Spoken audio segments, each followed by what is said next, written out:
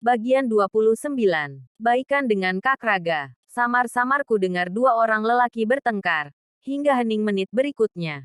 Aku mencoba menggerakkan tangan dan membuka mata. Alhamdulillah, Non. Mataku terbuka sepenuhnya. Pertama yang kulihat adalah langit-langit kamar bercat putih. Kemudian saat menoleh, kudapati Simbok tersenyum lalu menawarkan air minum. Aku mengangguk samar karena memang merasa kerongkonganku sangat kering. Saat aku mencoba untuk bangun, baru kusadari tanganku dililit selang infus. Kemudian ingatan lari pada terakhir kali aku merasa begitu pusing lalu gelap setelahnya. Ini di rumah sakit, tanyaku pada Simbok yang dijawab dengan anggukan lalu hendak membantuku duduk. Namun pintu ruangan ini terbuka tanpa permisi. Kak Raga muncul dengan raut wajah yang sulit kuartikan. Berjalan cepat dan segera membantuku untuk bangun dan duduk. Simbok menyingkir dan menyerahkan gelas berisi air putih pada Kak Raga. Hati-hati Kak Raga membantuku untuk minum. Kak Raga, suaraku lemah memanggil, antara percaya dan tidak. Mengingat bagaimana marahnya dia tadi pagi. Kamu hanya kecapean dan kurang istirahat kata dokter. Jelasnya tanpa ku minta. Tapi selain itu, kamu juga terlalu banyak pikiran. Aku meringis. Udah biasa, gak perlu dibawa ke rumah sakit segala seperti ini seharusnya. Ini membuatku seperti sakit keras. Rumah sakit ini dekat dengan kantor kamu. Gak ada salahnya dibawa ke sini. Lalu ingatanku lari ke sosok lelaki yang datang ke ruanganku sebelum aku jatuh pingsan. Apa Kak Raga yang bawa aku ke sini? Gak penting siapa yang bawa kamu ke sini. Yang paling penting sekarang kamu harus banyak istirahat. Makan yang teratur dan minum vitamin. Dan jangan banyak pikiran. Ucapan di kalimat terakhirnya sangat pelan. Dan ekspresinya pun seperti merasa bersalah. Aku menatapnya dengan tatapan lemah. Kenapa Kak Raga masih peduli denganku? Kenapa nanya kayak gitu? Soalnya Kak Raga benci banget sama aku, kan? Kalau aku benci sama kamu, gak akan aku repot-repot di sini. Tapi Kak Raga marah sama aku soal kemarin. Dan tadi pagi, gak percaya sama penjelasan aku. Maaf. Tangannya terulur menyentuh pipiku, bukan menghapus air mataku. Karena aku masih bisa menahannya walau genangan itu semakin menebal. Hening beberapa detik, seolah kami bicara lewat tatapan mata. Sebelum kemudian, Kak Raga kembali melanjutkan. Maaf memaksamu untuk menerima masa lalu. Maaf kalau aku egois. Maaf udah marah-marah kemarin. Dan maaf karena gak mau dengerin penjelasan kamu tadi pagi. Dan air mataku akhirnya terjatuh juga. Kak Raga tersenyum. Senyum yang kuartikan sebagai bentuk ucapan terima kasih atas jawaban anggukan yang kuberikan. Jemarinya lembut mengusap pipiku. Aku mau pulang. Ucapku setelahnya. Iya nanti pulang setelah dokter periksa kamu lagi. Ya. Tapi aku gak apa-apa, Kak. Aku tahu. Haura, kamu punya fisik yang kuat. Tapi kali ini please tunggu dokter periksa dan kasih resep vitamin buat kamu. Ya. Aku hendak protes lagi.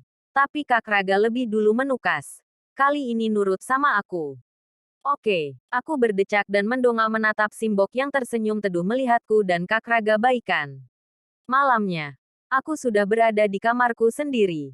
Kak Raga yang mengurus semua keperluanku dan bahkan menghandle tentang kantor hari ini. Mengabarkan pada Revel bahwa aku baik-baik saja. Keadaanku memang sudah cukup membaik dan sudah segar kembali saat tubuh tersentuh air. Sudah selesai mandinya? Kak Raga bertanya setelah membuka pintu kamarku. Aku tersenyum menanggapinya.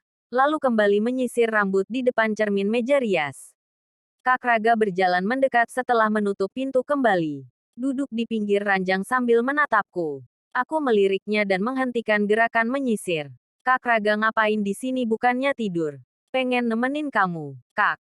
Kak Raga terkekeh. Bercanda.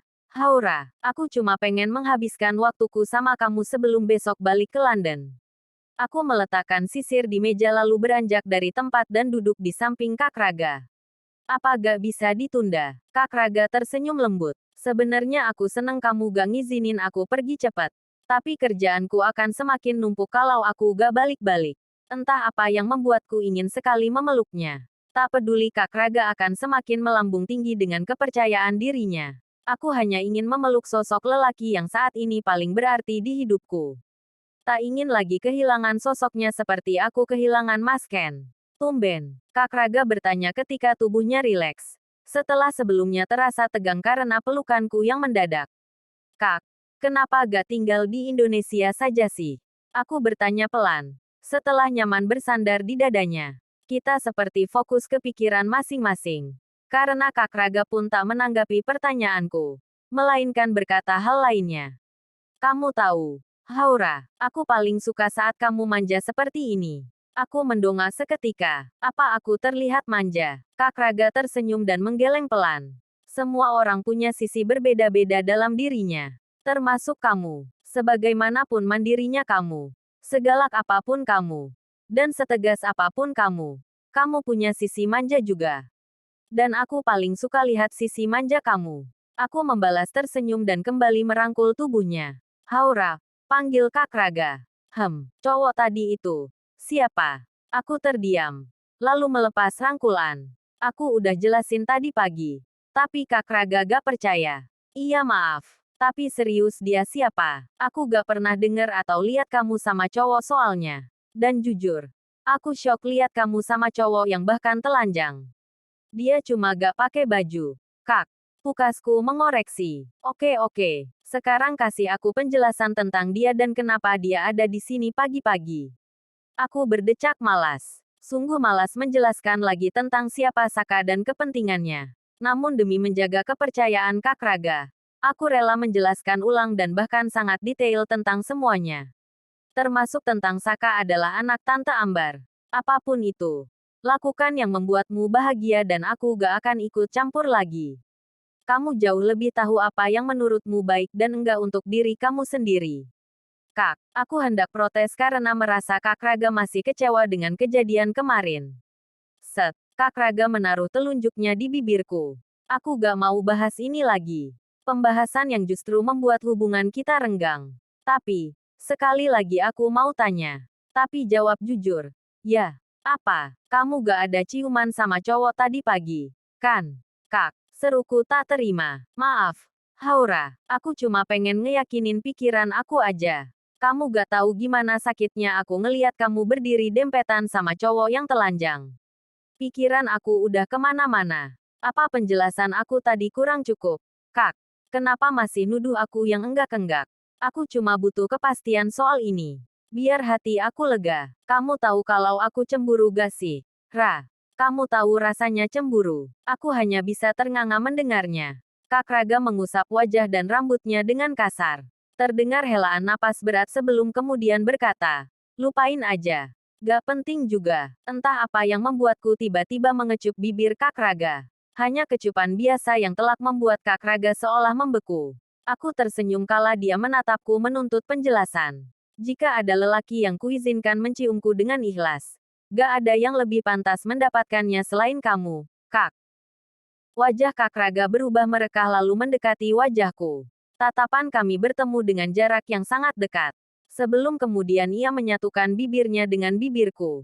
Aku memejamkan mata saat merasakan sapuan lembut bibirnya yang baru kali ini kurasakan. Bukan ciuman paksaan dari laki-laki yang dulu merenggut kesucianku dan membayar mahal harga diriku. Aku mencintamu, bisik Kak Raga setelah melepas ciumannya. Hanya sebuah senyuman yang kuberikan sebagai balasan. Terima kasih atas cinta yang begitu besar untukku si pendosa ini, Kak.